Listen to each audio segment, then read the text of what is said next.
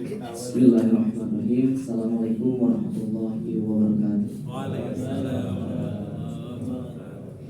Alhamdulillahirabbil alamin wassalatu wassalamu ala asrofil anbiya'i wal mursalin wa ala alihi washabbihi ajmain amma ba'd.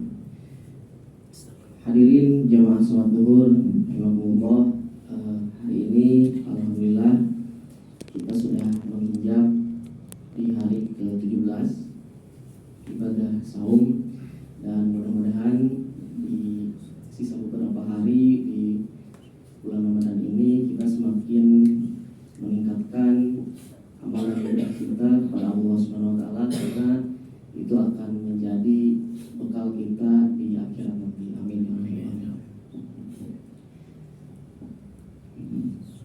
Hadirin jamaah rahimakumullah, ada suatu kisah Nabi, yaitu Nabi Ayub alaihissalam. Nabi Ayub ini yang pertama dia kaya, yang kedua dia soleh, yang ketiga dia sukses. Jadi sangat ideal sekali. Istrinya solehah, anak keturunannya banyak, ada 12, dan aset dan harta kekayaannya juga paling kaya saat itu. Begitu pun juga dengan sedekahnya, sangat rajin, benar-benar orang yang sangat dermawan.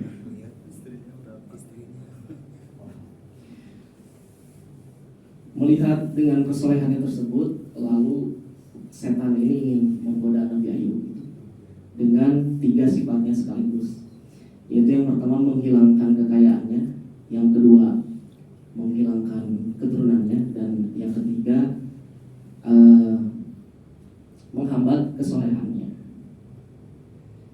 Jadi ada setan ini mengajukan 3 permintaan kepada Allah Subhanahu wa taala. Yang pertama, setan mengajukan kepada Allah untuk menghilangkan kekayaan Nabi Ayub, dan langsung diizinkan oleh Allah Subhanahu wa taala bahwa pada hari itu harta kekayaan Nabi Ayub hilang dalam sekejap.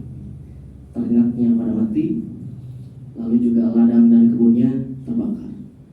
Nah, setan melakukan itu menduga bahwa Nabi Ayub ini akan putus asa itu dan akan mengeluh pada Allah. Tetapi pada faktanya bahwa Nabi Ayub justru biasa aja, tidak komen apa-apa terkait tersebut.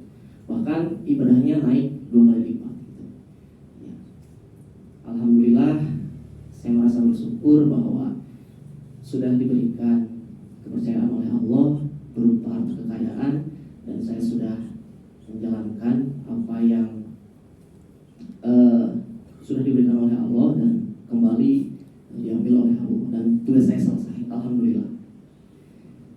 Lalu setan ini tidak menyerah, akhirnya dia mengajukan sebuah permintaan yang kedua, yaitu menghilangkan anak keturunannya, dan lagi-lagi diijabah atau diizinkan oleh Allah. Saat hari itu juga 12 anak keturunannya meninggal, dan lagi-lagi Nabi Ayub tidak mengeluh apa-apa, justru ibadahnya semakin meningkat lagi 2 kali lipat, jadi 4 kali lipat mungkin dari yang sebelumnya. Dan akhirnya yang terakhir, setan mengajukan permintaan yang terakhir kepada Allah Subhanahu wa taala, yaitu supaya diberikan Nabi Ayub diberikan sakit. Dan akhirnya Allah mengizinkan bahwa Nabi Ayub jatuh sakit. Dan perlu diketahui bahwa penyakit yang diderita oleh Nabi Ayub ini yaitu sebuah penyakit yang tidak pernah dialami oleh generasi sebelumnya dan tidak akan pernah dirasakan oleh generasi setelahnya. Jadi benar-benar spesial penyakit ini. Mungkin orang biasa tidak mampu jika diberikan suatu penyakit itu, tapi Nabi Ayub benar-benar sangat luar biasa, sehingga istrinya bertanya kepada Nabi Ayub, wahai Nabi, kenapa engkau tidak berdoa saja kepada Allah untuk supaya diberikan kesembuhan? Lalu Nabi Ayub menjawab, malah balik bertanya kepada istrinya, 3 ketika kita diberikan suatu kekayaan, suatu kesenangan gitu. Sudah berapa lama kita diberikan kekayaan oleh Allah? Ada yang meriwayatkan 70 tahun. Lalu Nabi Ayub juga bertanya lagi, sedangkan kita diberikan sakit ini sudah berapa lama? Ada yang meriwayatkan belasan tahun. Jadi kalau misalkan nanti ujian sakitnya ini sudah sebanding dengan ujian kayanya, misalkan tadi 70 tahun, ujian sakitnya nanti kalau sudah 70 tahun, baru Nabi Ayub akan berdoa kepada Allah minta. Karena malu gitu, sudah diberikan harta kekayaan semuanya berapa puluh tahun, baru diberikan rasa sakit sama belasan tahun aja sudah malu. Tetapi pada akhirnya tidak sampai beberapa puluh tahun, sakit Nabi Ayub ini tidak kunjung sembuh, dan pada akhirnya sakit Nabi Ayub ini akhirnya mengganggu kepada kuantitas dan kualitas ibadahnya. Dan pada akhirnya Nabi Ayub ini sudah tidak bisa lagi untuk melakukan aktivitas ibadahnya. Maka dari itu akhirnya Nabi Ayub berdoa kepada Allah melalui turun ayat Quran surat Al-Anbiya, ya, suratnya para nabi, di ayat ke-83. Wa Ayyuba, dan aku bukakan kisah Ayub sebagai inspirasi untuk kita semua. Kalau kita mendapatkan ujian sama seperti yang dirasakan oleh Ayub, maka bacalah surat ini. Wa Ayyuba idna darbahu anni masyan yadur. Ketika Ayub bermohon kepada Allah kesembuhan untuk ibadahnya, bukan sekedar sembuhnya. Ya Allah, aku mohon kepadamu, aku ingin meningkatkan ibadah kepadamu, tetapi penyakit ini sangat-sangat menghambat. Sedangkan Engkau yang maha sayang kepadaku, kalau yang maha sayang tidak menyembuhkan kepada aku, kepada siapa lagi saya mohon?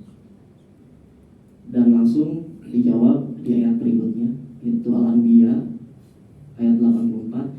Fastajabna lahu fakashafna ma bihi min durrin wa atainahu ahlahu wa mithlahum ma'ahum rahmatan min indina wa dzikra lil alamin.